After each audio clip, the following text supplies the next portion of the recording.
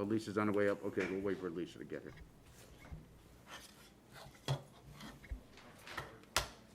This is the only time I'm going to talk into the mic because I know they can't hear. Ashley, thank you for keeping me posted. Silence. Silence is golden. You know, I did that. Hi, Lisa. Hi. Is this where I'm supposed to sit? Or? Sure. That's where your name is. Oh, okay. No, that's not mine. You're It's already up. Well, actually, it depends on who you want to be. Well, you know, I think David's gone, right? That's not this. Really? Isn't that the truth? So, Yeah. Yikes, yikes.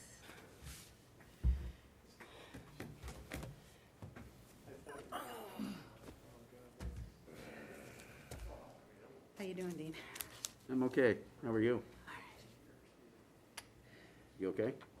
I twisted my knee or something, but other than that, I'm okay. Same knee that you hurt before? I'm gimping around on this leg, yeah. Man, that's all we need. No, I mean, it'll, That knee too. I have your watershed in the car, and then I thought, she's not going to have room to take it, probably. well, it's just over there if you want to drop it off after the meeting. Well, I also just realized I don't have all the pieces because I soaked some of them. We didn't use it, but I just thought, Thank you for that. Well, do you want to, I mean, I don't have an immediate need for it. If you okay, want I'll bring it tomorrow come another or time. whatever. Yeah, whenever, next time I'm out. we'll look at my calendar, and that way you get an idea of, Okay, I don't know which one, what I want to wear. okay. You ready? Oh, I'm sorry, yeah. Yeah, okay. It's all right. It's all right. We're like good. I didn't realize you were waiting, sorry. Okay, so let's open the meeting. I'm Dean Anson. I'm the chairman of the City of Laconia Conservation Commission. Today is Wednesday, July 8th, 2020. It is 6:04 p.m. And I'd like to start the meeting with a pledge of allegiance to the flag. I pledge allegiance to the flag of the United States of America and to the republic for which it stands, One nation, under God, indivisible, with liberty and justice for all. Okay, we have a quorum, and let's, Do a roll call. yeah, I'm going to do a roll call. Marnie? Marty Schultz? Lisa Moran. Deb Williams. Mike Foot. Ashley Rupert, Conservation Technician. Steve Feather, Planning Director. Okay. So the first item on the agenda is a public hearing that deals with purchase of property, Pickle Pond Road, numbers 409 and 411, and those are lots 12-183-10.1 and lot 12-183-11. So the public hearing is opened at 6:06 p.m. Does anybody want to make any comments from the public?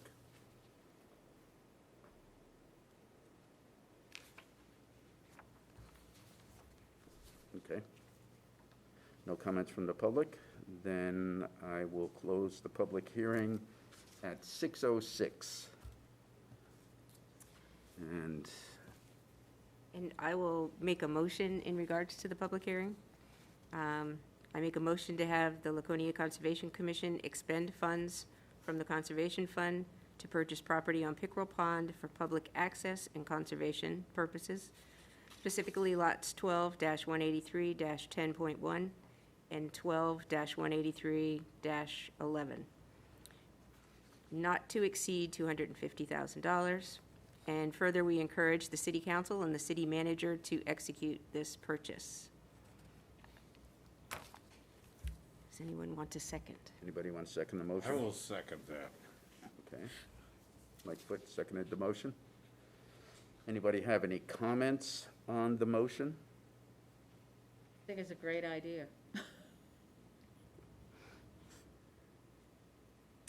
Okay.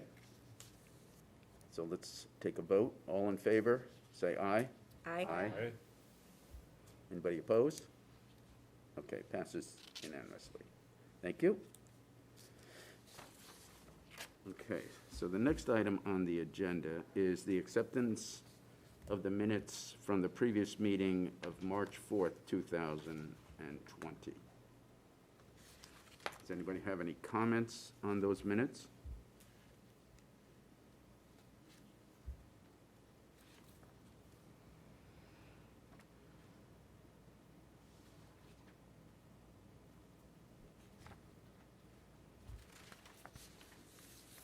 Does anybody want to make a motion? Motion to accept. Second. Okay, all in favor, say aye. Aye. Opposed? Okay, thank you. All right, thank you. Okay, so the next item on the agenda has been deleted from the agenda, and that was Woodvale Drive Wetland CUP. That has been eliminated from the agenda because they went before the planning board last night, so they don't need to come here. All right, next item on the agenda, Mountain Lake Village Plan.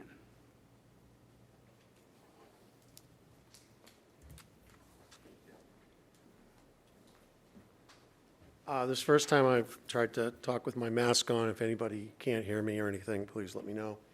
The first thing is, I would like to, the board to know that this is actually a 51-lot subdivision, not 47, as it's on the agenda. There's 33 lots in Laconia and 18 lots in Belmont, and the Belmont portion of this subdivision has already been approved by the town of Belmont.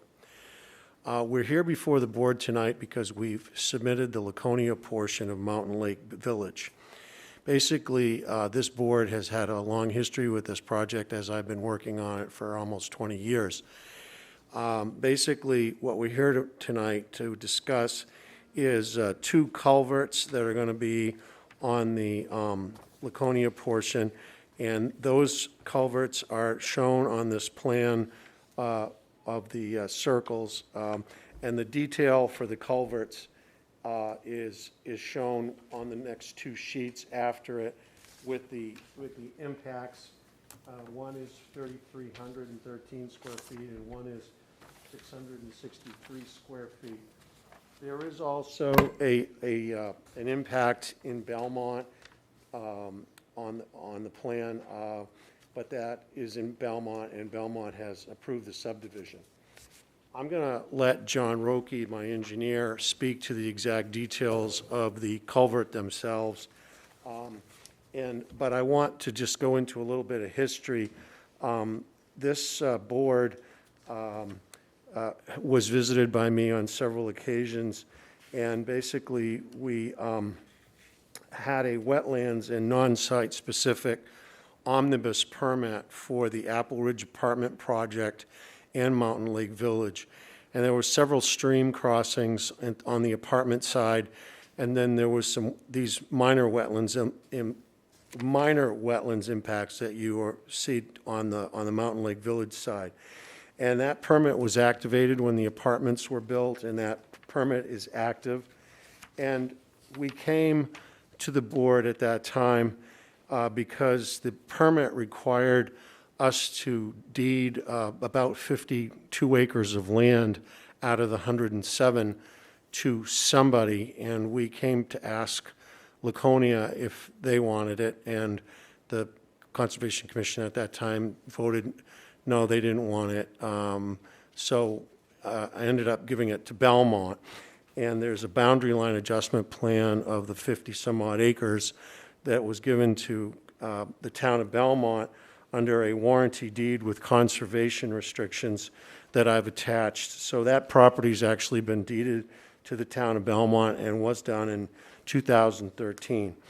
So we're now getting to finishing up the 33 lots in Laconia so that the whole subdivision will be approved and can be built. And so that's the sort of the historical background of why we're here. And then I will let John speak to the exact culverts that we're here to talk about tonight.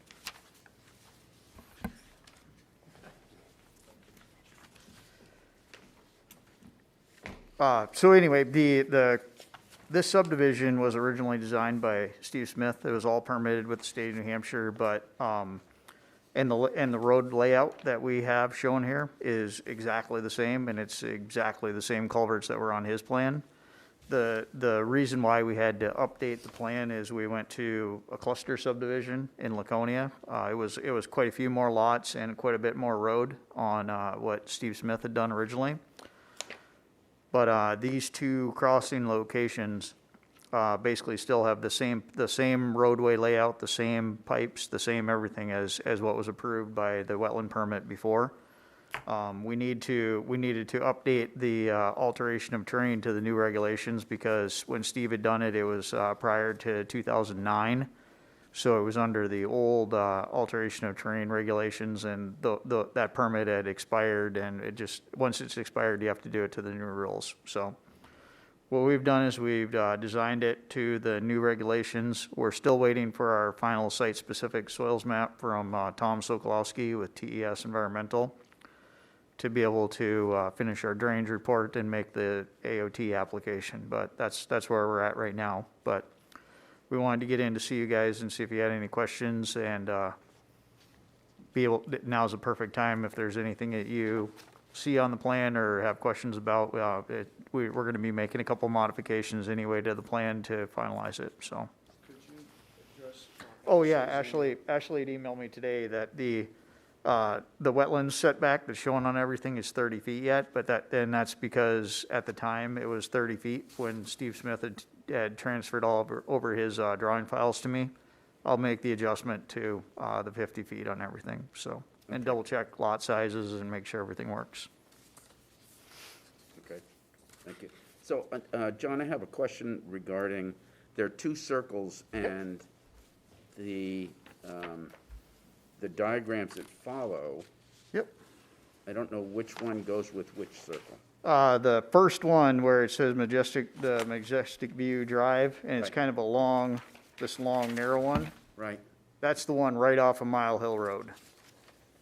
That's the first one. That's What this- you're seeing is okay. Mile Hill Road right on the edge of it. Right, okay. And then the second one is the one that's quite a ways. It's almost like it's a larger pipe because it's more of a ravine that we're going across. It's a elliptical, like arch pipe that's going to go into that location that we have proposed.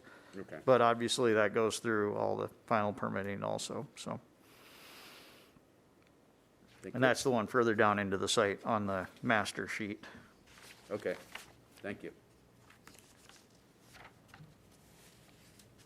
But in theory, those were all originally sized and done with what Steve Smith had done, and we've basically, he gave us all his files, like he gave me his AutoCAD files and everything, so this is exactly what was approved. As John alluded to, there were 55 lots in Laconia with the prior plan, and now there's only 33. Yep. Yeah, it's a decent reduction, and it's a reduction in the roadway too. The roadway used to loop down around the bottom also, and that all got eliminated, so there's a lot more open space on this plan compared to what there was before. Each lot actually butts onto conservation land, either owned by the homeowners association or the town of Belmont. Are these going to be single-family homes? Yes. Are they gonna be affordable housing? You know, they're gonna be as affordable as we can make them, but I tell you what, it's hard to build things. The cost of everything, the cost of concrete, the cost of things is just costs money to build it. Right. Ballpark? Do you have a ballpark figure of starting at 300 and up, or 350 and up? Yeah, no, I think 300 and up. We are gonna try to build some smaller homes. My office is at 16 Academy Street. On the backside of Academy Square, there's some houses that are like 24 feet wide and 36 feet long. And they have, we were gonna try to build them with 16-foot timbers so we could have a knee wall and then just frame the tops. And we were gonna try to put, a couple bedrooms and bathrooms down there, and then a bedroom on the first floor with a great room and a kitchen. And we're gonna try to do those in that price range. But of course, if you get into the porches and the garages and the decks and all that stuff, it's more, but Right. that's what we were trying to do. And there's different size lots. That's the other thing that's kind of exciting about this plan. There's some half-acre lots, there's some smaller lots, there's some lots. One of the features of this is actually a road that goes up that looks over the Belknap Mall and right down the corner swamp to Mount Blanc. So there's probably gonna be some really nice big houses. Majestic Views, good name. Yeah. Yep. And you have 3 retention ponds, it looks like? Yes. Yes. That may actually be Yeah, 4. maybe 4. I think there's one, well, there's 2 in Belmont. 2 of them are in Belmont. The 2 that are on the plan here are the only ones in Laconia. Right. The 2 as you're looking at the plan, Right. these 2 down here, those are the only ones that are in Laconia. And then these are, town water, town sewer, underground utilities, sidewalks, and then it's gonna be like a brand-new city neighborhood. We're gonna, eventually we'd like the town to take over the roads and all that stuff. So it's gonna be a neighborhood in town. It's not gonna be a South Down Shores. It's gonna be a neighborhood.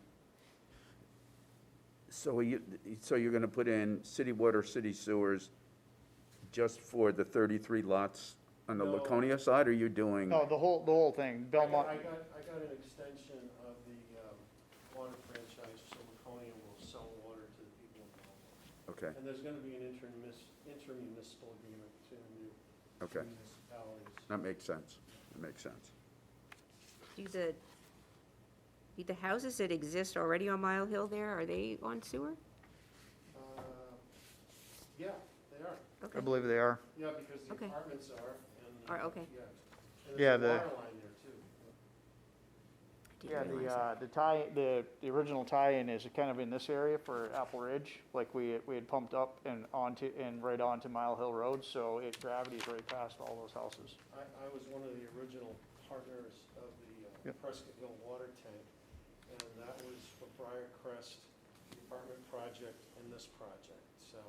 So I can, hook onto that water because I was one of the people that built the system and gave it to the waterworks. So you will have sidewalks Well, on Your one ord- side, that's what they're requiring. Yep. on one side, is that how it is? Yeah, I don't know. There's an interesting dichotomy there. I think sidewalks are nice because if you want to go for a walk, and let's face it, with this COVID thing and everything, people are walking, people walk, and people are getting used to walking. So I think just having sidewalks, the argument is made about sidewalks that go nowhere, but, and then when we go to the DPW, they say they can't plow because it's too far away. And the planning board and the planning department, well, you gotta have a sidewalk, and I don't wanna ask for any waivers. So I'm gonna build a sidewalk, and if they plow them, they plow them. It seems like with the tax revenue of 33 houses, they could figure out a way to get some type of machinery up there to plow the parking lot. But that's not my job, and I'm gonna have to plow the sidewalks till they take them over, so I'll plow the sidewalks till they take them over. But the lots will be owned by the homeowners, Yes. correct? Oh, yeah, oh, yeah. And there'll be a homeowners association that pays for garbage pickup I was gonna and say, plowing you could just tell them that, yes, it's until gonna the be city plowed by takes them. over, yeah. Right. I mean, I don't have anybody that comes out and does my sidewalk. Oh, that's right, I don't have one. I was just gonna say, you got a sidewalk? Well, no, because then when they start, when the city takes over, they won't, they won't have to pay to do that, but. Yeah, I think that's, Until the city takes it over, Yeah. somebody's. I grew up in plenty of towns and no one ever did the sidewalks except the homeowner, so we didn't have little city plows for our sidewalks. Well, that's something we're gonna work out, I'm sure. But they will do your road, so that's good. Not yet. Has to be accepted. Was that fair? You know what I said? Yeah. When the stormwater system was designed, what size storm was it designed for? We go to the 50 and do a check for the 100. I'm sorry? We design for the 50 and check for the 100. check for overtopping of, your berms and stuff like that for a 100-year. Did you use Steve's for 55 lots, or did you redo it? No, I just redone. That's redone. It's redone for this, yeah. So that's going to be adequate to handle the most recent storms? Yep. No, you use, the way you do it these days is you go on, you do the Cornell extreme rainfall, like you pinpoint the area that you're dealing with, and the Cornell website prints you out your rainfalls, like the rainfalls that are happening right now. Okay, And good. then you plug those numbers into HydroCAD, so it's the current rainfalls that you use. And let's understand that there's 107 acres here, and there's 51 houses, so. Right, right, There's a lot of stuff. right. There's a lot of area to, Yeah, but AOT requires high-intensity soil maps now. You have to do the current rainfalls with the extreme rainfalls. I mean, it's all exactly current, and they double-check all the calculations and everything else, and this is definitely alteration of terrain, so. okay. So John, when you go back and you change the wetland buffer from 30 feet to 50 feet, is that going to impact any of your development? I don't believe it does. Ashley had pointed out a couple lots to double-check. I'm gonna look at it, but, we'd actually increased, we had, I think it was, we had 37, we had like, 37 lots, and we took 4 away to make them bigger. Yeah. Because we thought something like that. The lots just didn't seem to be big enough, so we. Okay, so I think we're gonna be all right, but we can make some adjustments if we need to Okay. make sure they are. okay, so when you do that adjustment, that's what you're going to submit to the planning board?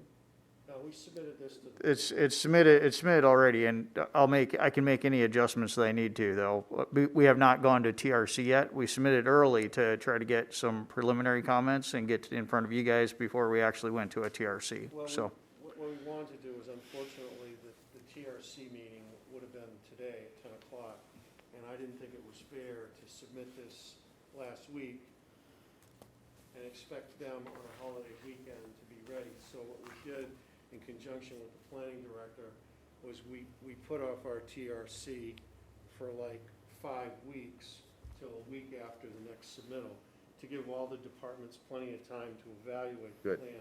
And Okay. then we're gonna go to that TRC meeting, and we're probably gonna be given a bunch of feedback, and then John's gonna revise the plans, and we're probably gonna need another TRC to finalize everything. So, and then those TRCs and the revisions aren't gonna be done till John finishes his AOT permit and gets his soil. So this is the initiation of the process. You guys are the first stop, which is fitting because you were the first stop when this all started, because the permit and the 2 projects, the apartments and this, and so it's fitting that you're the first. Okay. Do you feel like you're going to build in phases or all at once? Well, the first phase is the loop that runs from Mile Hill Road to Mile Hill Road. Mhm. And there's Yeah, 22 lots there on gravity Right, yeah. sewer.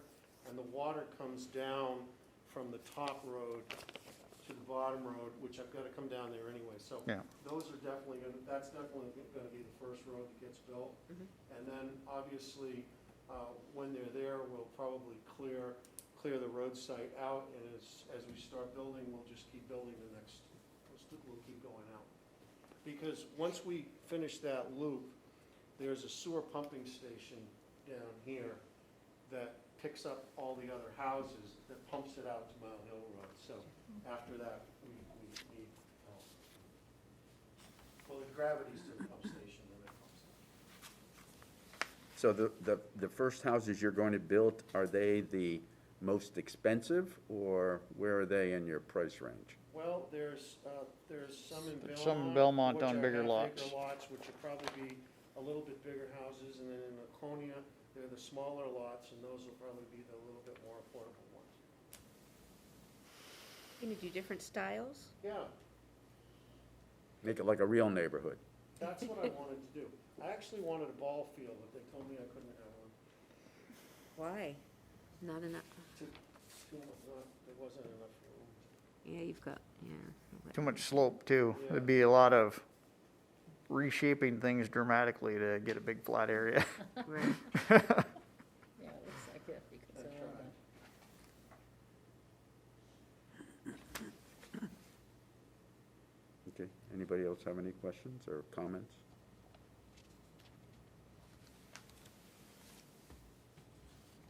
We've been seeing this project for a while right now, and, you know, we recognize that there's been a reduction in the impact here on the Laconia side. Certainly this is well engineered enough and reasonable enough use to be able to make it a viable project. I agree.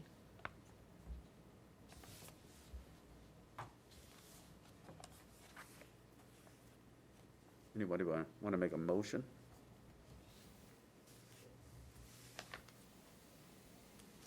I'll make a motion that we accept the input that we've been given for this, Mountain Lake Village. Tax map 480 block 518. And this is up on Mile Hill Road. This project, would be beneficial for the area in that we have some newer housing, which is something that we certainly need here in the city of Laconia. And recognize the amount of work that's been put into the planning of it. Okay, anybody want to second the motion? I'll second that. Okay, any additional comments?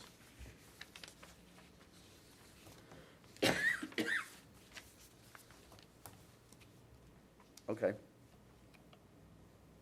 All in favor, say aye. Aye. Opposed? Okay, thank you. Thank you. Thank you very much for your Hey, time. you too. Thank you, guys.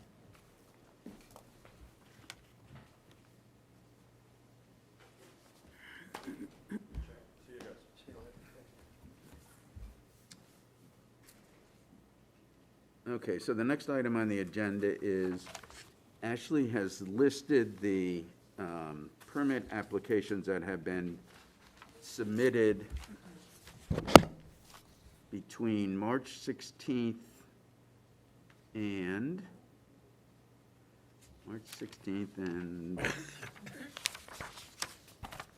June 22nd. And these are all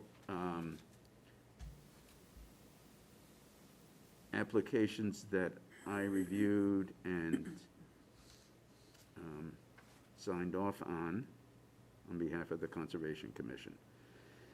And she has included all of the applications so that you can take a look at them. The applications were relatively minor impacts. A couple of jet ski lifts on the side of an existing dock, repairs to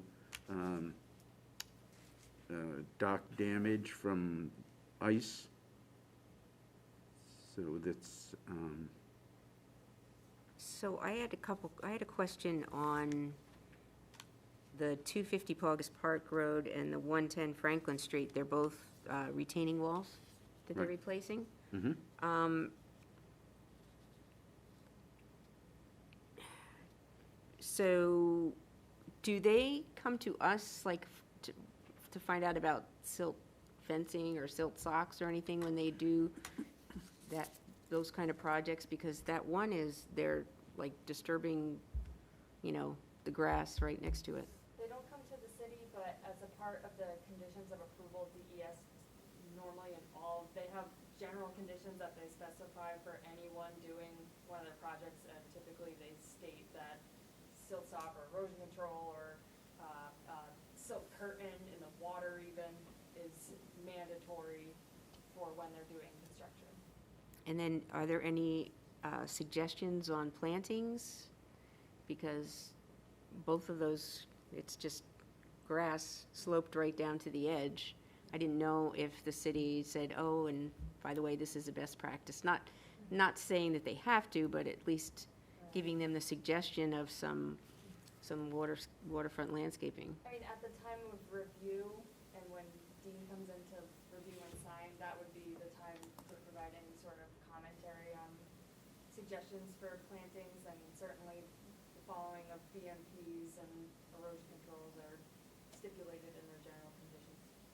So maybe that's something that, Should- I think that's a good suggestion.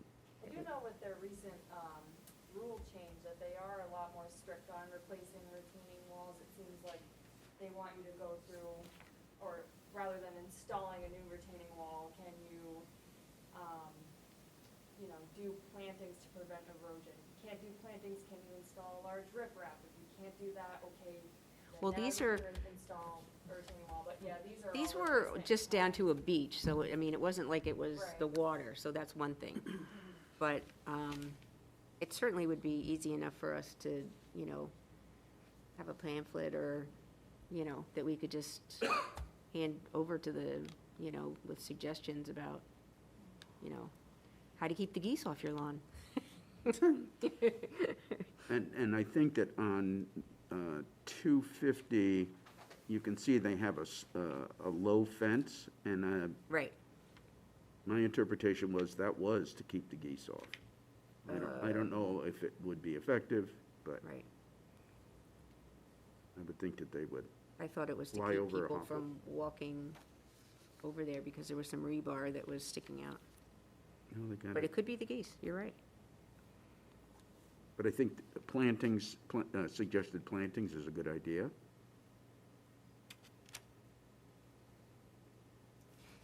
Plantings are always a good idea. Right. So 250, and what was the other one you said, Deb? 110 Franklin Street.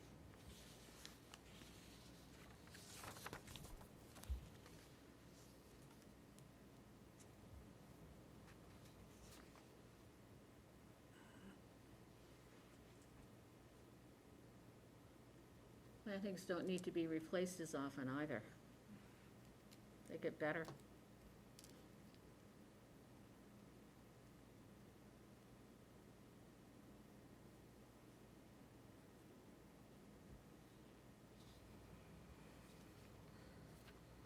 Okay, I think those are good suggestions, thank you. Mm-hmm. Anybody else have any comments?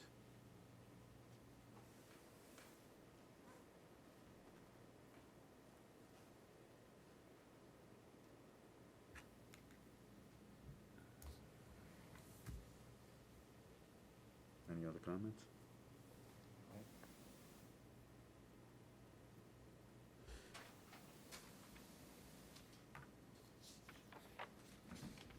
Okay, so do we want to move on?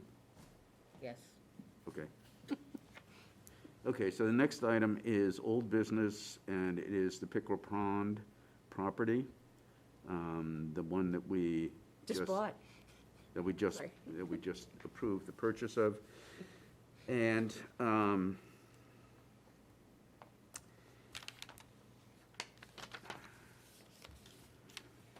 okay, so you probably recall that there are 3 buildings on the property. There's the A-frame that's all the way at the end, and then there are 2 smaller buildings that are on the right-hand side as you go down the road to the A-frame. And Ashley, you want to talk about what you had done so that we can, we had to get permits so that we could demolish them. Luke Powell and I went out in April and we did wetland delineation on the property, to figure out what exactly we're dealing with in terms of impact and what permits we would need. So we did determine that we needed a shoreland, impact permit, and since it was under the threshold, we were able to qualify for a PDN, which is good because it's only a 5-day turnaround. So after the mapping was completed and the permit was filled out, that was submitted, and it has been accepted and approved by DES. So the next step in this process, and I have talked with different contractors about different pricings of what scope of work, whether it's removing just the lead, removing just the A-frame, removing everything at once. I want the bid spelled out, so I have that information and DPW, I mean, we're working with DPW and we're hoping that they're able to do some of that work to help with the cost of the project. So once we know what sort of, work they're able to take on and what we'll need to contract out in order to get the buildings removed and the lead, aspect of it taken care of, we'll be able to go from there. So I think we're still hopefully optimistic about getting it done during the dry part of the summer, fall time frame of this year. As I read this, it's talking about new construction. So we're demolishing the buildings there and building like a boat ramp or something, or what are we doing? No, there is no new construction. There is temporary impact only for the disturbance of removing the structures. It's just temporary in order to get the Okay. equipment in. So Temporary. there are no permanent impacts, and the just under 1,300 square foot, oh wait, no, that's a storefront. Okay, But yeah, all of the impact is temporary. all right, thank you. So my recollection is that the lead is only on the A-frame and it's only the white painted trim, is that right? The trim And the the doors? door, one of the doors. Right, okay. And so the contractors are considering removing those pieces? Right, it's tricky because if you ask them to just remove the lead objects, they have to dispose of it, and the cost is higher as just doing it just as lead. Whereas if you have them remove all of it, they grind all the material up and they sample it, and because you're taking a small sample of lead from the whole, it ends up being non-toxic and not having to be disposed of as hazardous waste, so then it's cheaper in that side of things, so it's. What is it? It's cheaper, but is that the right But thing then- It's to all do? gone away, it's all gone away.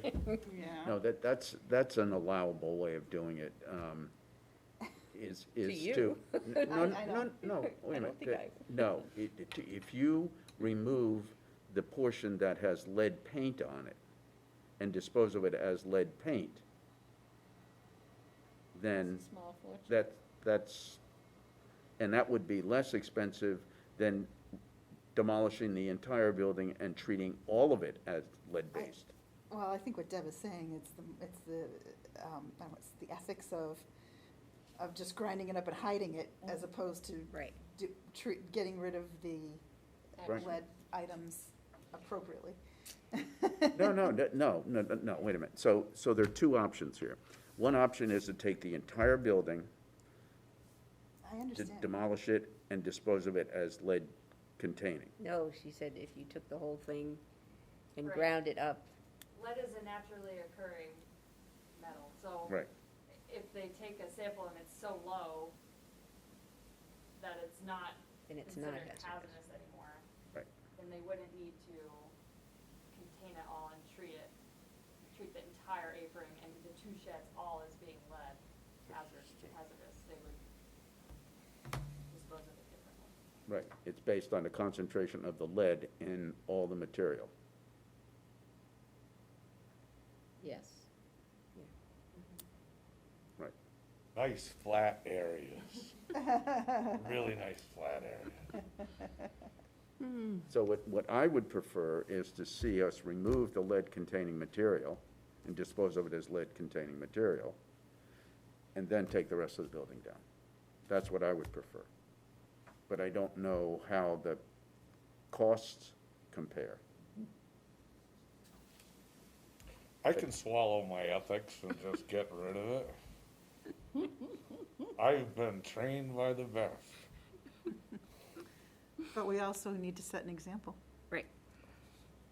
Well, okay, so there's setting an example, that's for sure. So you're getting bids. What? Uh-oh. Comments? So I understand the dilemma.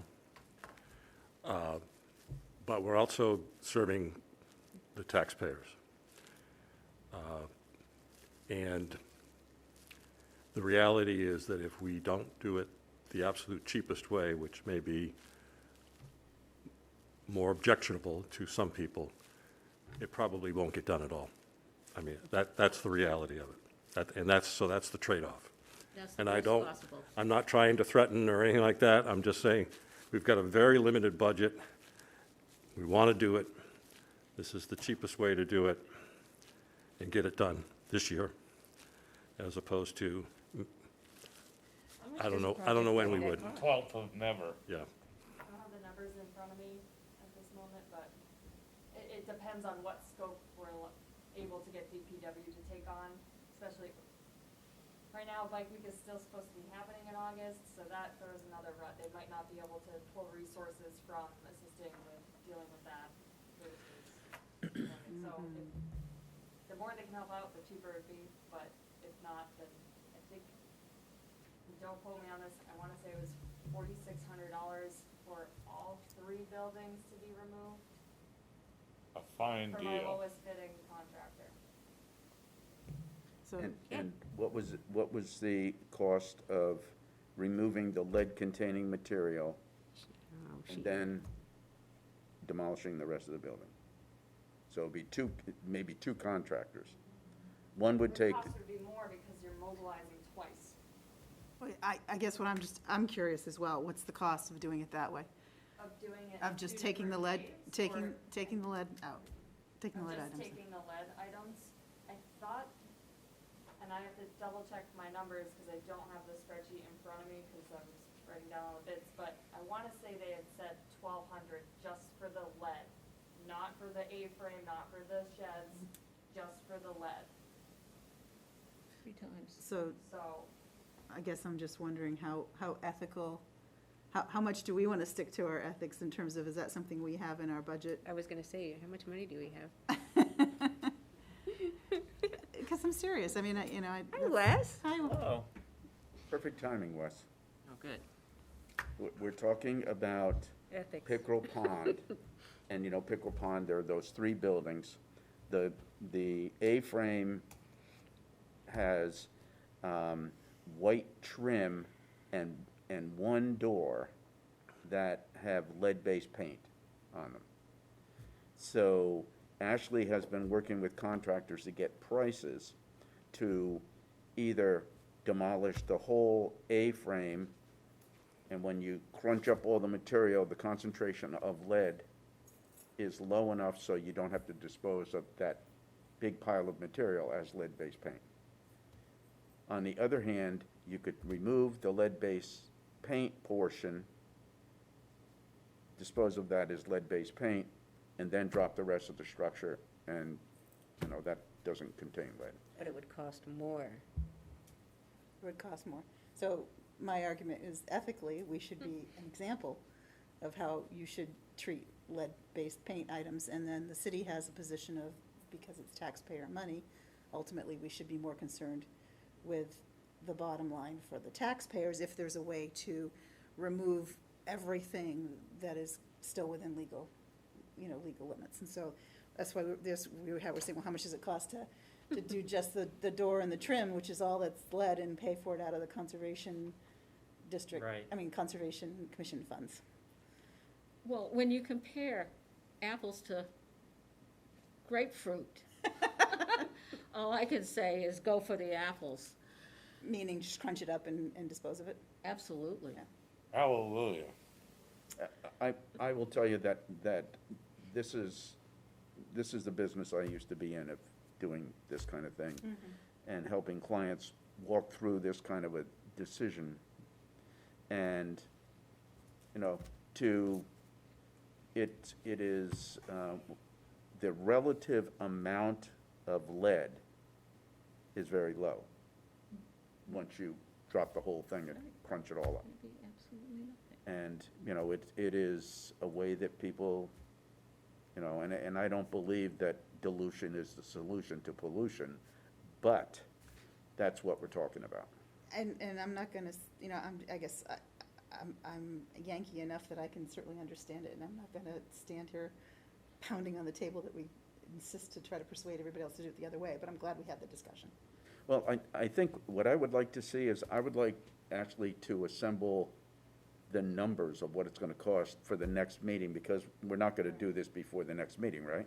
Okay, Right, I have the numbers, Right. I just haven't released them because I haven't notified the people who bidded on it of who won the bid, because I don't know what DPW can take on, so I don't know the scope and the final determination of what that next step is. But I know that we're in conversations with the city manager and with DPW to figure out that next move.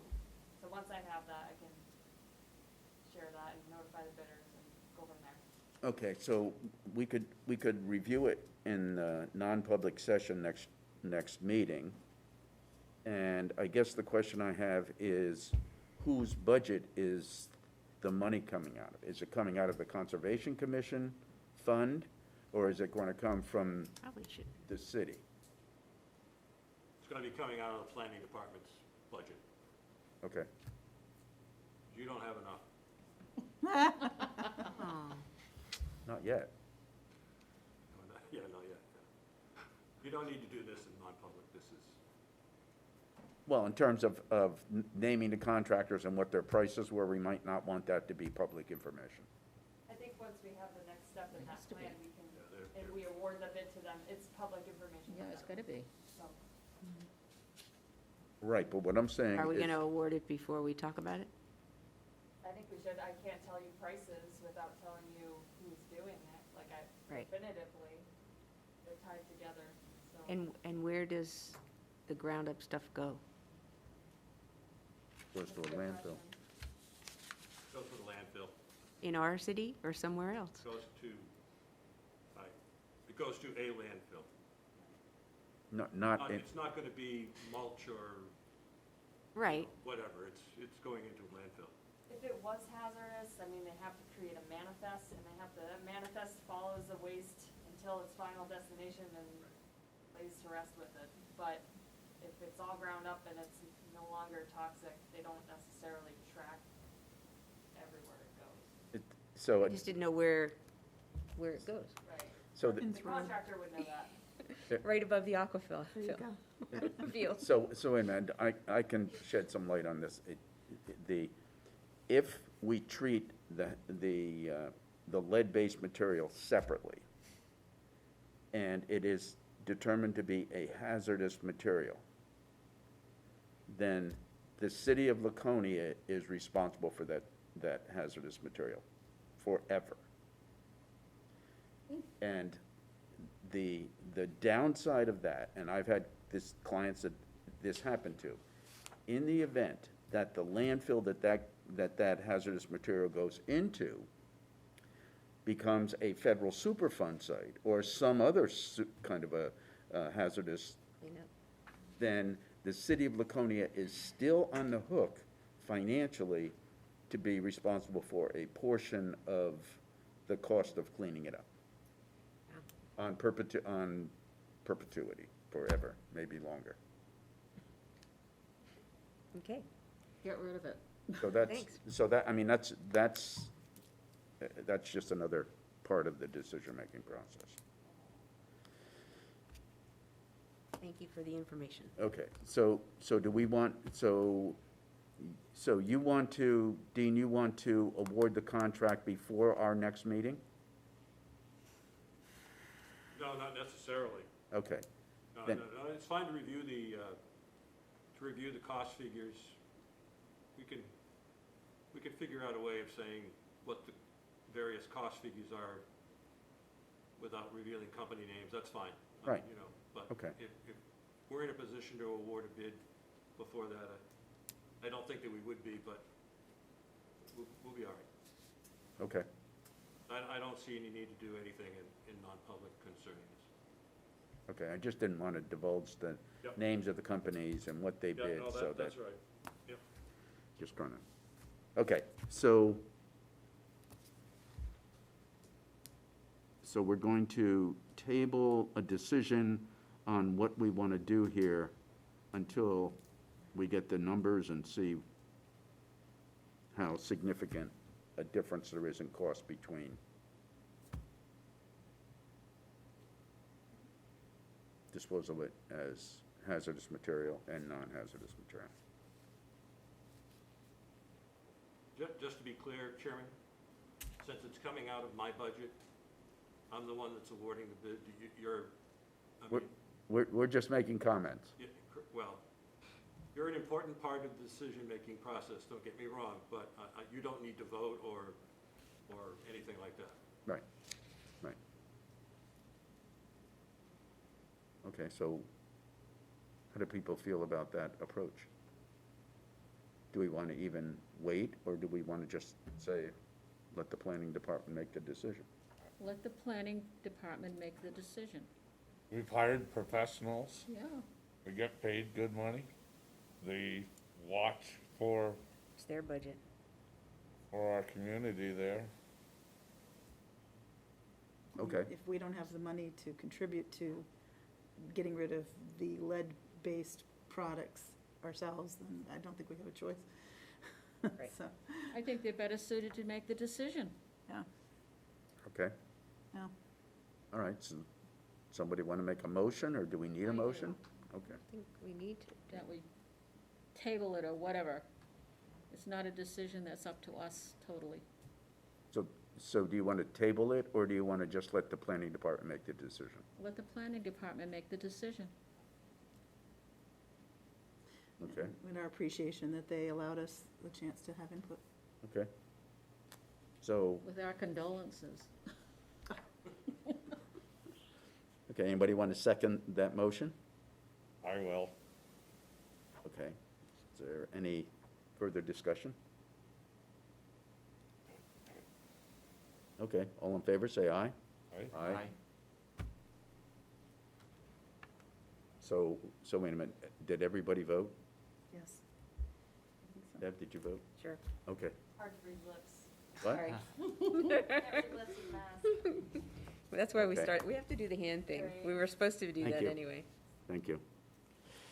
Okay, next item on the agenda is Arbor Day Planning.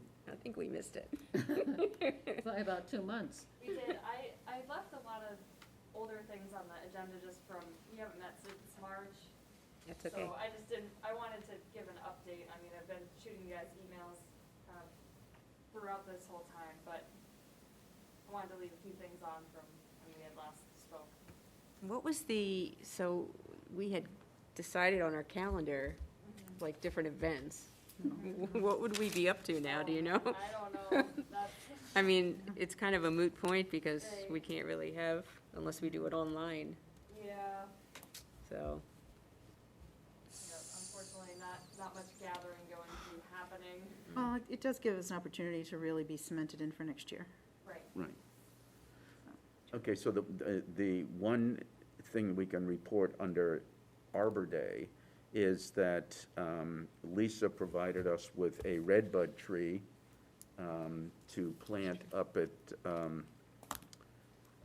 Robbie Mills. Robbie Mills in memory of Dick Christopher. And that's been planted, and it's alive. Oh, good. And Ashley got a plaque to go with the tree, but we didn't put the plaque on the tree because, Could kill it. well, because the plaque is, no, It's it's a not like you very screw little in it. tree. It's like a necklace. Yeah, it's the Right? sapling caliper is not that big. It's like a death-proof cable that's Yeah. coated in plastic, and, I mean, the plaque isn't really that heavy, it's a thin sheet of metal, and, it's really nice, I think, once the tree is a little bit bigger. Yeah, the caliper's not Maybe big. next year we can put it on, and that's our hope is we can maybe give, Dick's wife and his son a heads up and say, hey, we planted this tree, it's doing well. Presentation, We'd like to something in the put the paper. plaque on it in memory of him. Mhm. That's awesome, And- thank you, Lisa. Yeah, and so what does it say on the plaque? What didn't, Deb came up with the verbiage on it, it said, it had his name and it had the years that he was in the Conservation Commission, and then it said, a true steward of nature, I think was what it said, with, like a little picture of, I think it was a leaf or a tree on it.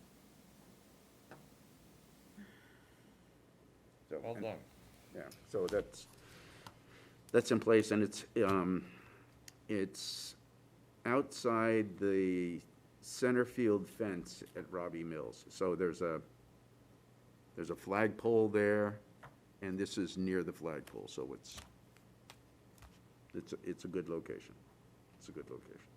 It's not particularly visible for people going in and out of the park, but it is a good location. Give it 20 years. Yeah, and it, you know, it's in a location where the chances of it being damaged by kids climbing on it and stuff like that is minimal. So, Doesn't sound like especially big at enough this, either. at this age. So, anyway. Okay, milfoil management. How do we want to do the state school Oh, update? I'm sorry, did I miss that? Yeah. Oh, sorry. Yeah, we'll do the state school. I think the access might be restricted on these. It is. yeah. Yeah. So, Oh, sorry, I didn't even see that. No wonder it's too big. It was just another update about, them trying to convert to an authority similar to Pease. Community did not support that. Right. So that was Jobs just forever. the latest news article and, I lot of thought I heard politics. today a hearsay that it did did passing, but I could be wrong, because like I said, it was just hearsay, I didn't read anything official. So, Steve, have you heard anything more on Not that? today, I have not. No, I know the Senate's been voting and the House will vote, and so, yeah, I'm not sure. okay, thanks. That would be interesting because, yeah. sorry? That would be interesting because the governor said he would not vote for it. I don't blame him. Right. He said he did not want it to become another Pease authority and That's not- be forever, so. That's, well, my understanding is that's not the direction Right. that was going in, but, so. Okay. So I guess stay tuned. Okay. Now we can do milfoil? Mhm. Okay, so the use of herbicides was going to be limited to Molten Cove, because that's where there's this thickest growth of milfoil. But the homeowners, the abutters, were not notified properly, so there's no herbal. Right, so Amy Smagula from DES did her survey and actually came back that she recommended no pre-celebratory treatment this year, but then asked for Rich if he had any certain areas that were of interest. He identified Molten Cove, and unfortunately, due to an issue in the abutters list, those abutters had not been notified, and the only way to notify them, you have to notify them during the pending permit application. It can never be like an after the fact, hey, we got the permit, and if you interject within a 30-day period, let us know. Unfortunately, there's no avenue for that, so, there will be dash treatment this year only. Sounds like they'll start in the north end, and if there's remaining funds, they'll do some spots in the south. I did speak with Rich, and he hasn't seen an updated map, and neither have I. So we just want to see what sort of areas they are planning to target, and I'll share that with you when I get that. So this map here is not updated? That was what they put out to bid for areas of interest. Why, And so I think they're only gonna pinpoint certain ones now that the survey's been done, so. why is there in the middle of the bay, south of the island there? Yeah, since just because it's identified on the map doesn't mean that's actually gonna be, it's similar to what happened last year. You Because know, they unless there's a identify sandbar there, there would be no Yeah. milfoil there, because They it's identify spots and then on. not going to grow in more than 12 feet of water. We'll take care of those loons. Molten Cove's up here, right? With all the boat traffic in Paugus Bay Okay. in the last week, Mm. I don't know how anything can grow, period. Just watching it from where I live. Can't see it from my house. I know, aren't you lucky? Especially when they go roaring down about 2 or 3 o'clock in the morning. Oh, that's the cars. No, these are some of those boats. That's right, I have a Good Lord, motorcycle they're that's worse on my than street that's motorcycles. louder than anything, and he does that at 3 in the morning. It's great. They're disgusting. Anyway, so these locations that are noted on the map are for the divers. Right. So that's, you know, that's a plus. That's a plus.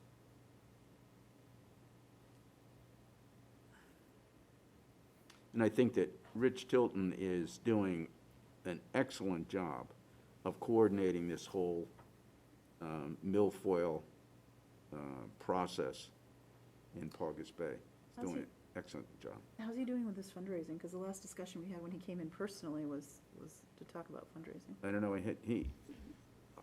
he hasn't said anything about No? fundraising, but that's a good question. Maybe we should ask him how he's doing. He had said that he's doing all right. I know we had talked about doing some potential publicity or putting out something in the newspaper if need be, but we didn't see a need for that this year because with funds from the city, from what he had left over, and from the grant from DES, we were totally covered with what they were anticipating for this year's treatment. Plus, there was no Priscilla core being, Right. and so that, you know, that's a big ticket item in terms of the cost. So, Right. so those funds are available for divers. So, Mr. Chair, I have a question. Were you going to bring up Winnipesaukee? yeah, I was, yeah. Thank you. So, Lisa was just asking me if I was gonna talk about Winnisquam, Lake Winnisquam, because, you know, we have milfoil there too, and it looks like we are doing really well controlling milfoil in Winnisquam. And the amount of milfoil on the Laconia side, along the Laconia shoreland, is minimal. At least Amy's last, but we have boats going. I don't hear them at 3 o'clock in the morning, I'm usually, Well, I'm not over there. I know. I hear the loons at 3 o'clock in the morning, but I don't hear the boats. I have selective listening. Lucky you. So, do you want to add anything to that, Lisa? So I think the amount of Priscilla core being used in Winnisquam is minimal also. Anybody know about Opeachy? What's going? Did have treatment this year. They only had one spot that they treated, and I already got the AV Aqualogics, I think, did that one. And so that they're completed with their treatment for the year. Okay, so if Aqualogic did it, then it was divers. Or no, I said AV Aquatics, Yeah. Oh, I'm sorry, AB Aquatics, yeah. okay. Yep, so Suzanne Pearlie's been leading that, Really? and, yep, and that's been, their treatment for the year has actually already been finished, is my Right, understanding. right. Do you know, Ashley, is it by the Anthony Drive? I think it was that end. Yeah, okay.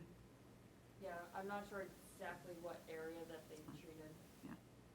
They scheduled it, they got it done, and then they sent me the invoice. If you go up Parade It Road was- and it then was in the paper. Prison's on this side. It was and that field's on noticed in this the side. paper at some point, but it was back in the beginning of June. Okay. Are we done with milfoil? Anybody have any questions or additional comments? Okay. Okay, so Lake Host. Deb, you want to talk about Lake Host? Sure. So we locally for Laconia at Lake Opeachy, we got a $1,200 grant this year,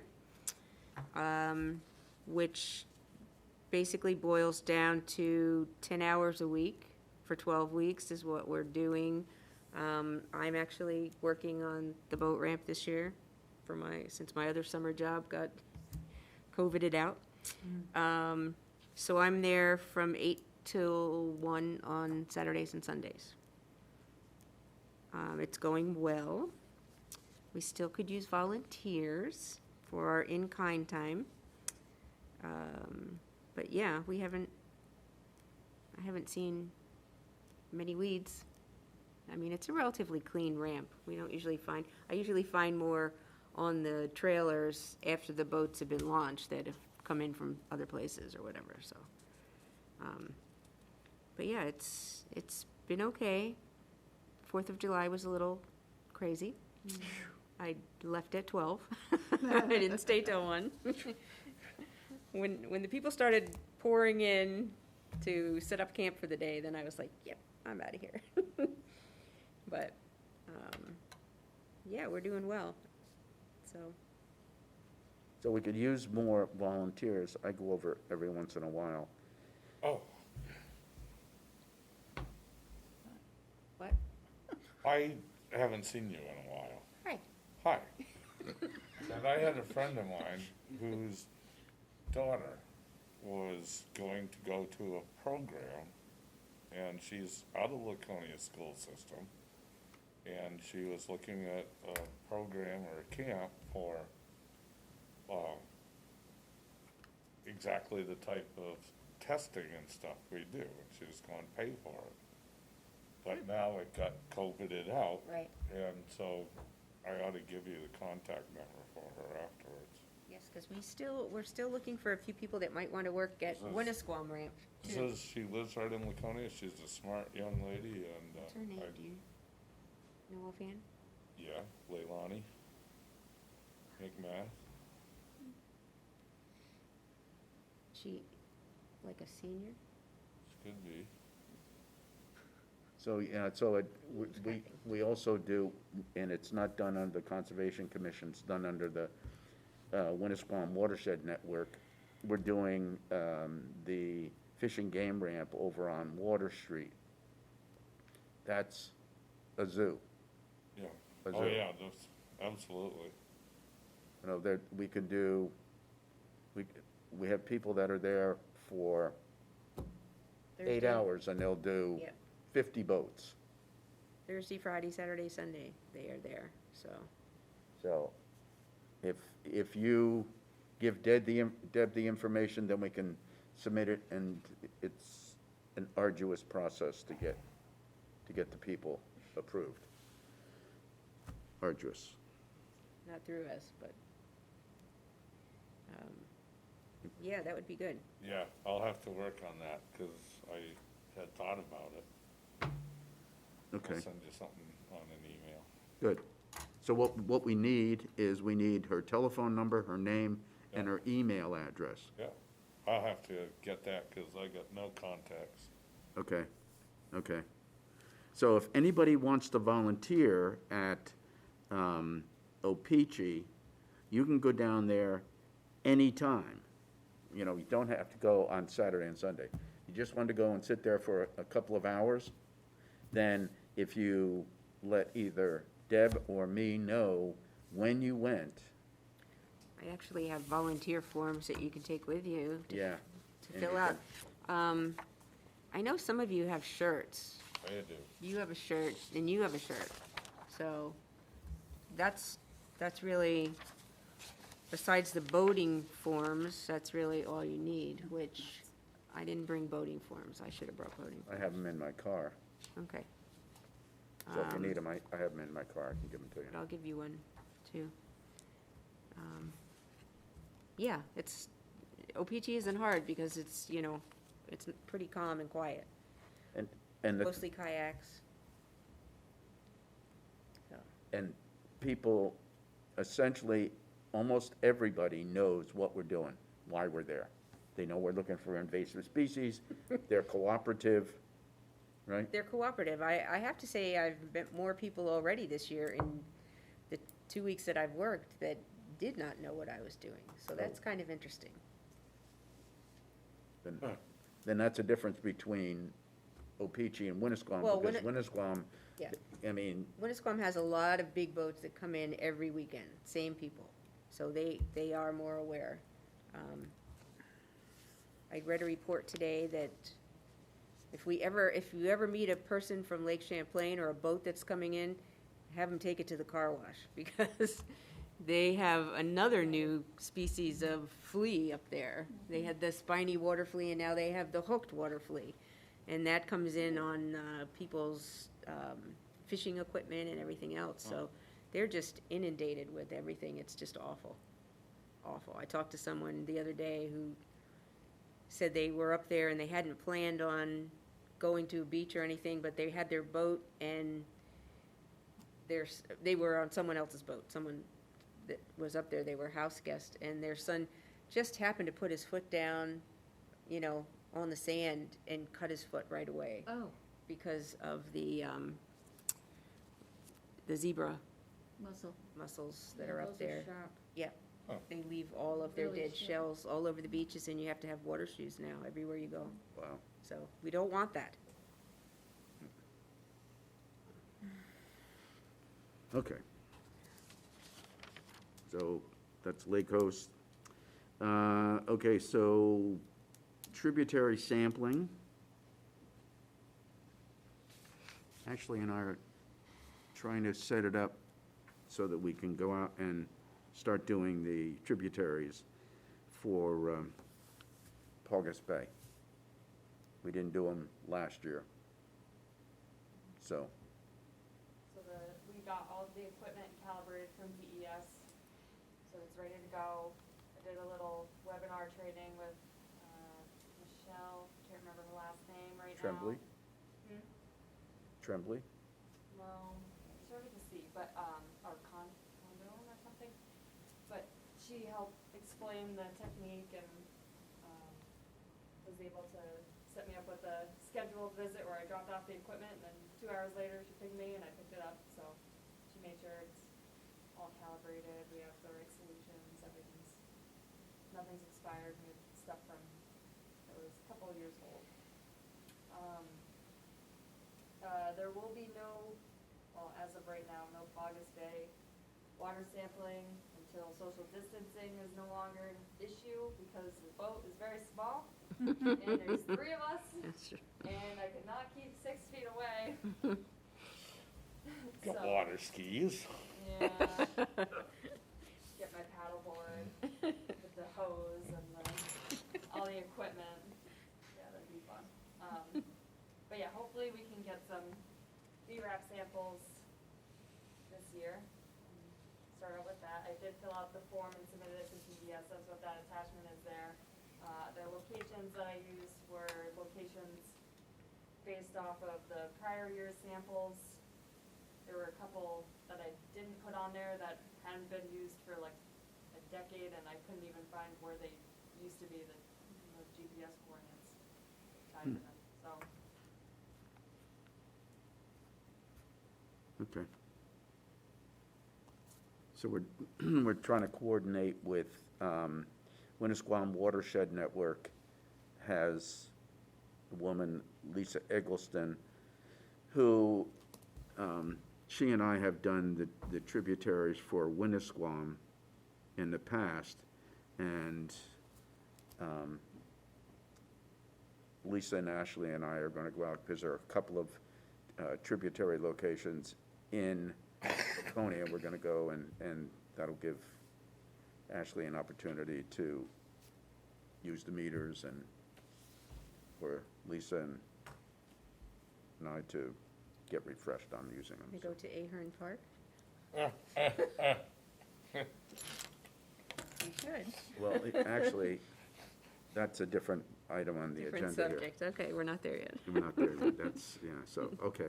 So, that's VRAP. So if anybody wants to do it, it's, it's a fun day in the field, and you go out and you see all these extraordinary locations, and so, if you want to do it, let Ashley know. Okay, so the last item under old business is the Conservation Commission rules and procedures, which we haven't done anything about. And I think what we ought to do is just, maybe if you could send that out again in an email to everybody, then what we can do is we can take it up under another meeting, but we're not gonna do anything about it now. Unless somebody wants to talk about it now. Just remind me, there's no timeline on us doing this, right? No. Thank you. it's more of an opportunity for us to get things a little better organized if, so, anyway. Okay, other business. Anybody have any other business? I do. You do? I do. I'm curious, maybe Ashley can help me with this. I know that a part of land ownership, when a landowner does a forestry project here, you pay a tax on the materials that you remove from your forest. There's a certain amount that goes to the town, and that's, my understanding is earmarked for conservation. So, I know that there was a series of pieces that were logged this year in town, and I'm curious as to what the city was able to collect from that type of stuff. So I know the funds, because the permit, the intent to cut is filed with the state Yeah, Department of Revenue, and there's a tax on it. I am not familiar with what funds, if any, get contributed to the city, but I know that assessing is normally, they file it with assessing here, so I can see what they know and follow up with the state. and sure, it just, does that all go to the state, cause it's filed in the city, it's That was filed me. with the city? Right, my understanding was that it's filed with the city more of a, hey, we're gonna be logging this property, I mean, assessing sends it to me and DPW, that way we know where crews are and DPW sees equipment moving in, or they have a road project Yeah. to like redo pavement, it's gonna be quite a situation, getting a logging truck down. Cause A my certain road, understanding when I wrote my check for my taxes is I wrote it to the city of Laconia. Right, And for your property taxes. Nope, for my Clearing. timber project, Okay, and that's why I'm asking, cause I know there are other projects around, so I wanna know what was rendered okay. to the town last year. There was a big cut up on Pickle Pond Road by where the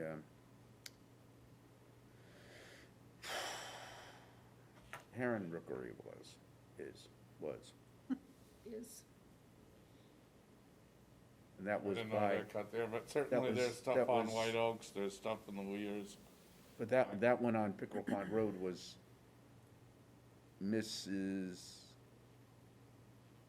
what's the lady, the guy who owned the oil delivery company that went out of business? Frank something? Rhymes? No. Wasn't it Frank? No. Doesn't matter, does it? No, I don't know. Anyway, okay, anyway. But I can this follow is, up on that's, it, I yeah. know I wrote a check, so I know other people did. And I'd like to know what. Fuller. Yeah, This is Fuller. Fred Fuller. see what, That was you a- know, what the yield was from that type of stuff. West went up and there are no herons this year? Oh man, when did I do that? Yeah, I didn't see any herons in there. Hmm. But that was only one time that I went, so Well, it's not but, like I've been monitoring their habitat there. okay. Okay, so, I have two other things. One is porta potties and distance from water bodies. So the one at Opeachy is way too close. yeah, it's right on top of it. And I've talked to Amy Levisick about having it moved. And she said she's been working on it. And I went down there today to see, I mean, I got a hand truck, We've been through this before with that same spot, and DES used to, on their website, I swear, they used to have outlines that no porta potty could be closer than 25 feet. And that was, the one down there is within that. But it's also, for me, it's aesthetics. We're trying to, improve the look of our city. Why would we put a porta potty in Next to the between dock. the parking lot and a beautiful view of the lake? I don't get it. And I would almost want to put an X on across the parking lot and show them where they should put it so that so it's not too close to the picnic table that's there. Because I also think that could be a detraction. So, just saying. But then, remember the one we went and looked at on Weirs Boulevard? That location was approved in the application. That location was approved? That location, yes, that application came before the board, and the topic came up But I'm- precisely. Before us? Yes, and the planning board, and it was mentioned at that time, we do not have an ordinance specifying porta potty distance from water.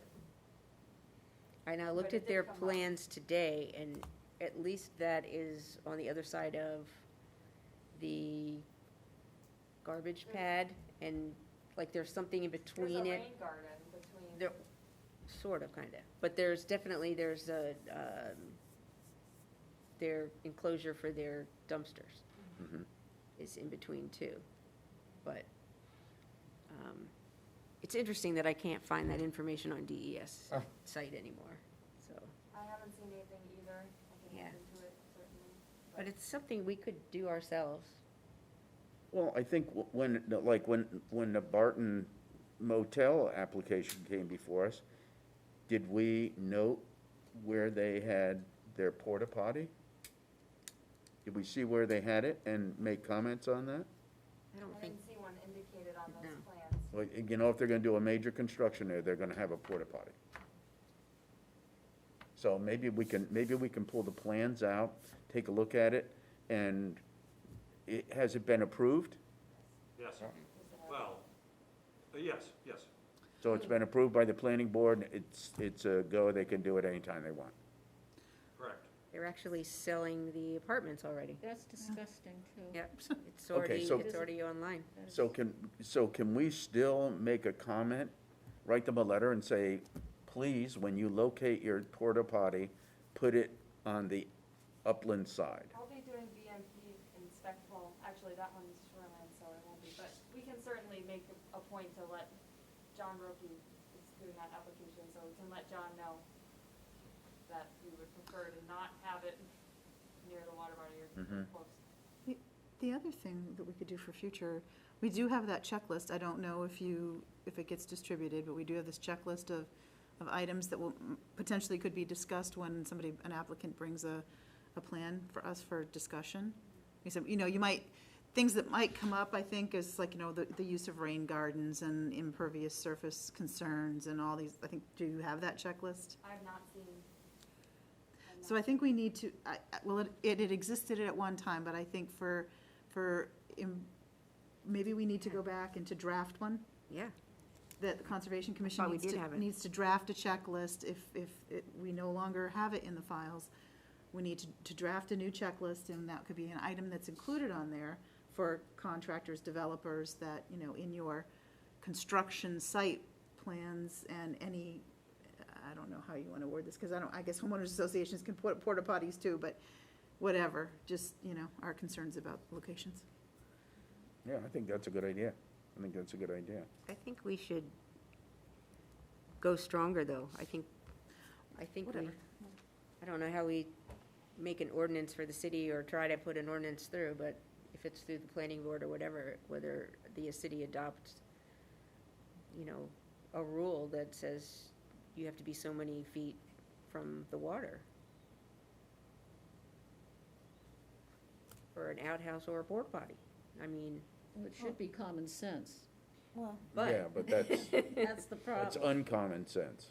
and I'm sure, if you can't find it on DES, I'm sure that there must be an ordinance in somebody's, another lake or whatever that has that in there that we could I'm borrow going to from. be taking a look at the water quality overlay district and the shoreline protection overlay district ordinance, closer look at what other towns are doing, things that we might be missing, things that we might want to change and update. So I'll keep that in mind while I'm looking at other towns and see what they have in place.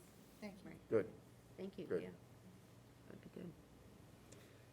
Okay, then, I just had two other things. I went kayaking on the Winnipesaukee River. Okay, go ahead, that's good. I have a little tie-in with that. Go ahead. Okay, so I launched at the Fish and Game ramp and I went up the river. And there's a lot of garbage in the river that could be collected from the shore or from a kayak. And then there's other material that is, I didn't really look for the bicycles and the shopping carts, which we've rescued in the past. But and then when I went down the river into Winnisquam, along the Laconia shore, right where, and I don't know what that road is that comes down and dead ends at Winnisquam, but along that. Water Street? No, it's not Water Street, it's the next street Where the lights are? north. Whipple? No, if it's north, it's, It's the next street north. Anyway, along that Near shore, there is a near lot. Bartlett Beach? On that No. side?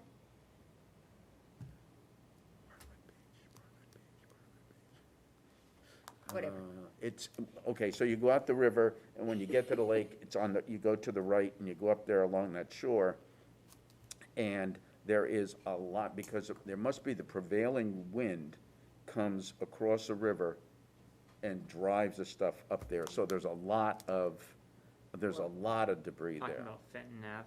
Is that it, Yeah. Fenton? Fenton. Yes, that's right, thank you. But even at the end of Water Street, there's always been a lot because of the same thing. I think it gets sucked in there somehow. Right.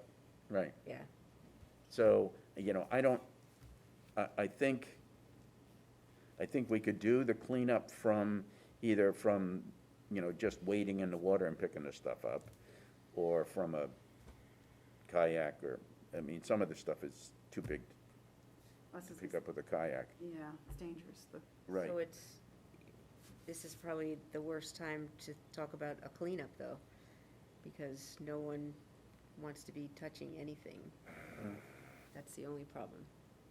So we have as far as we still have the drawdown, and I know Mike's Right. talked Right, about this in the right. past. So in the fall, we could address the Winnipesaukee River in town.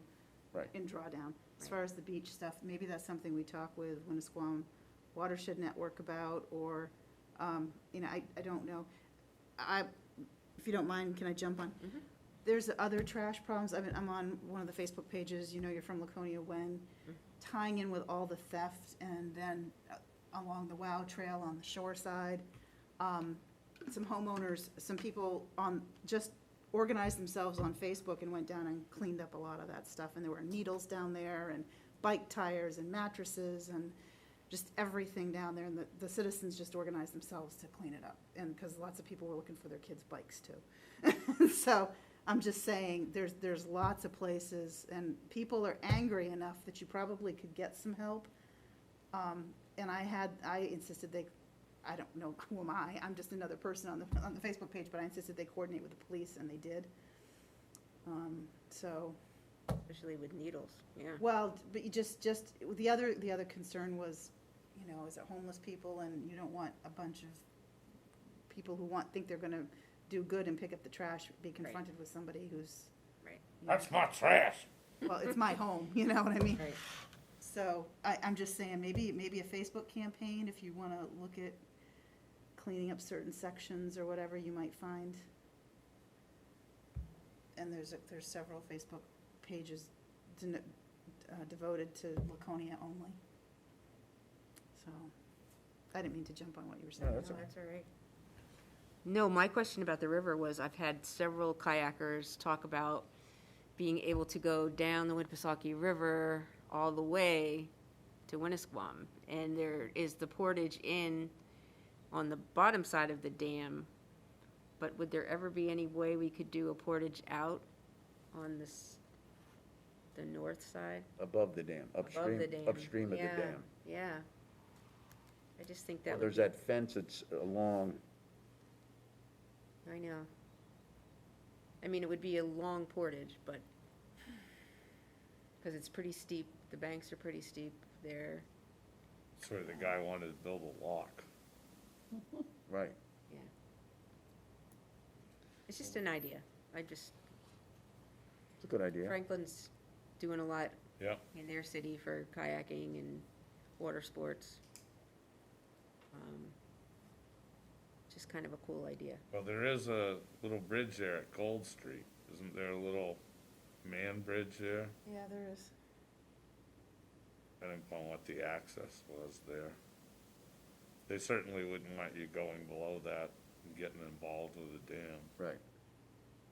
I feel like there's a spot, and it's usually where those lovely gentlemen sometimes hang out behind the old police station, that area of the river there.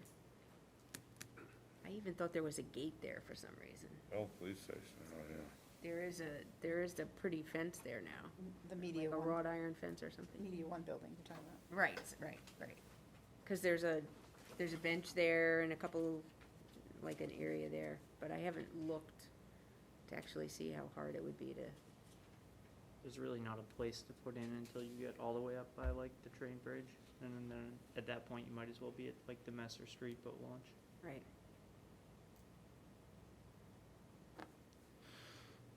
Okay, and then the last thing I had was, there was an article in the paper about Ahern State Park being filthy. And I had some friends that went down there, they said it was ridiculous, that people had literally, there were so many people, 4th of July weekend, they set up their picnic spot in the middle of the road. Sure, why not? So it's a combination of garbage that's there. And can we encourage the state park department, or whatever they're called, to clean up their site, because it's in our city? Oh, they are, Sure. well, look, well, You're talking in the vicinity of the beach, in the road to the beach? The road to the beach. Well, didn't the city pick up all those bags that were there? Who so did that? Alacoya, I think it also said in that article, and I know from our past work with them, that it's a satellite of Alacoya's Yeah, Right. contract or whatever. So those people will come from Alacoya, will come down and address things like, one year somebody ripped out one of the gates, and Alacoya people were out there welding it and stuff like that. So I don't know how much time they can devote to it if, on 4th of July weekend, Alacoya's overrun. So, I think that's we did now, the Belknap County Conservation District several years ago, many years ago, if you will, worked with, that time there was an advisory committee, that's no longer the case, I believe, for Ahern, but they worked with the state and organized a beach cleanup. And they had divers as well. So they did entertain another entity going in and coordinating with them to do a beach cleanup. So that's something that I would think they would allow again.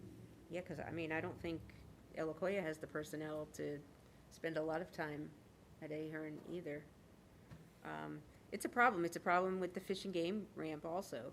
It's supposed to be a carry-in, carry-out, just like the other state parks, but when you have boaters there, they're not taking their garbage with them. They're trying to find a place to put it, and they leave it in the outhouse or wherever they can put it. It's very sad.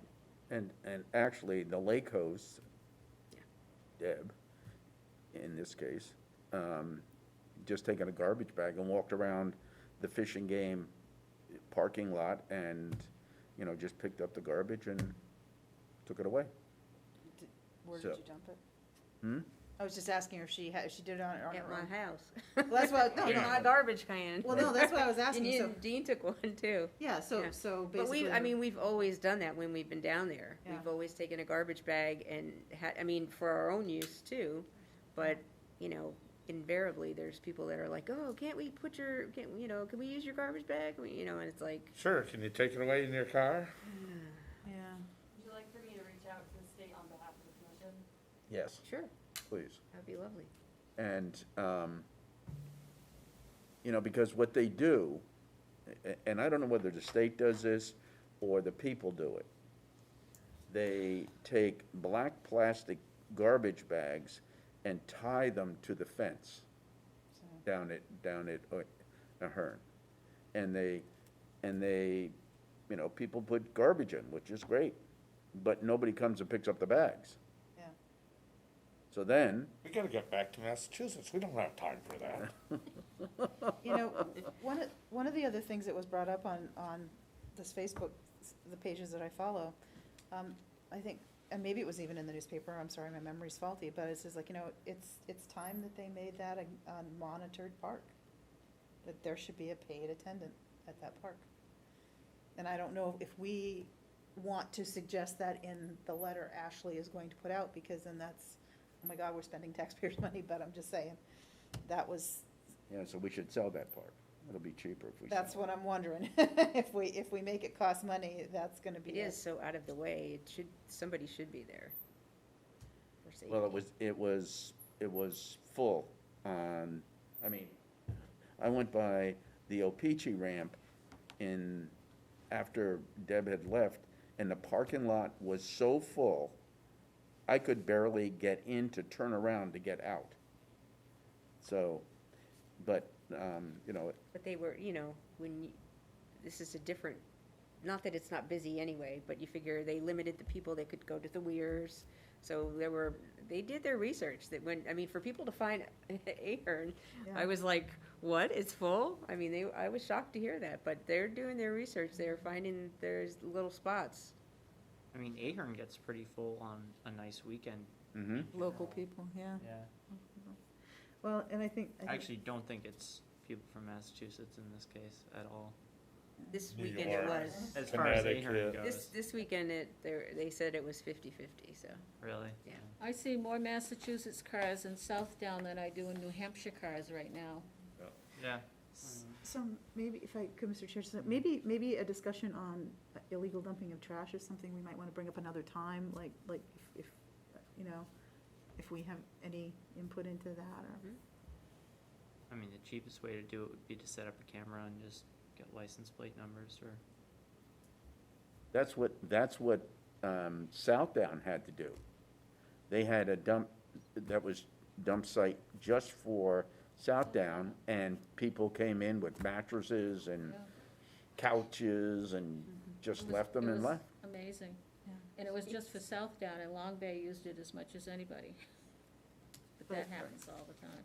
But just, when I take the dog out, I always carry 2 bags with me, one for her poop and one to pick up after everybody else. Yep.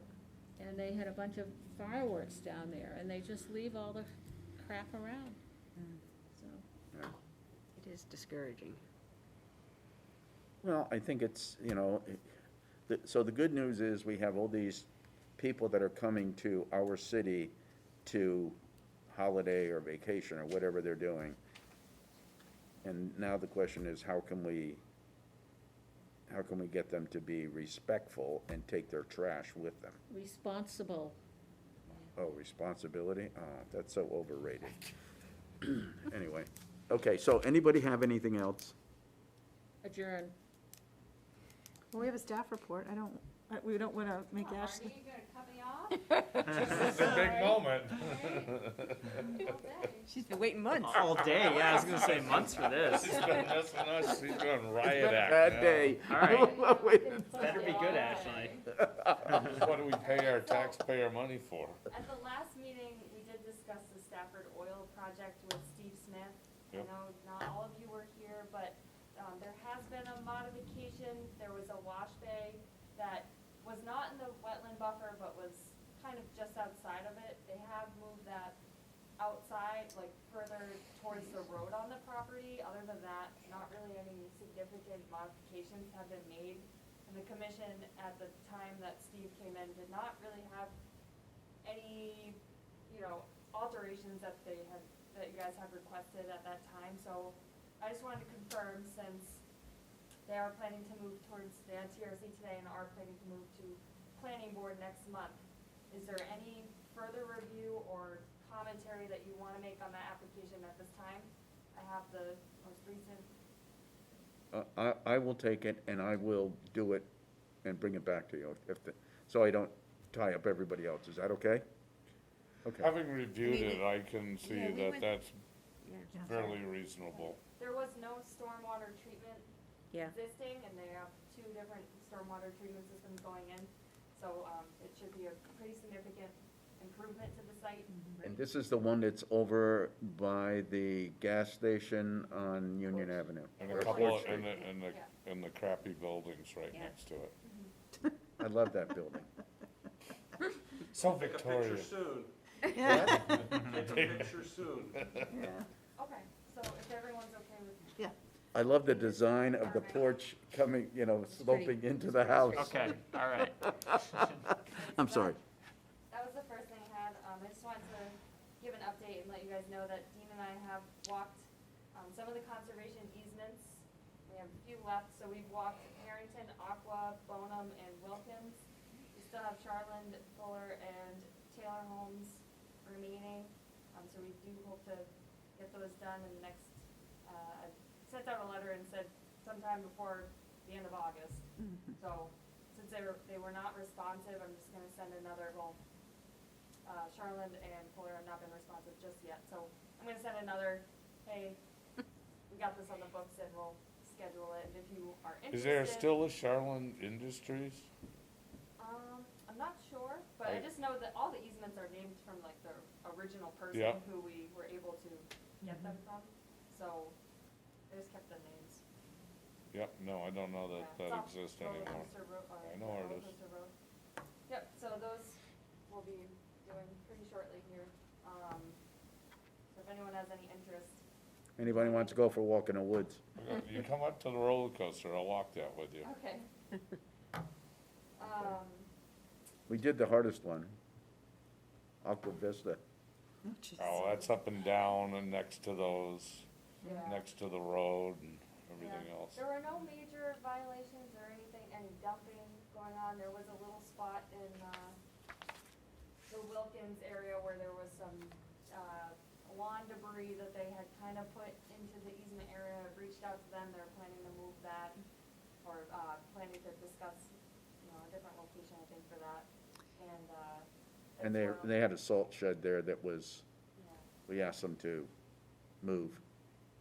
And Charlie Laros was there. You know Charlie? And the easements aren't, super well marked, but I think unless you're seeing evidence of people starting to abuse it with ATVs or inappropriate access, there's not really a need to just start putting a pin on every single tree along the border or even 50 feet. So there were some markers at each of them, and I think at this point, in discussions with the overall property owner, we didn't feel the need right now to go through and remark.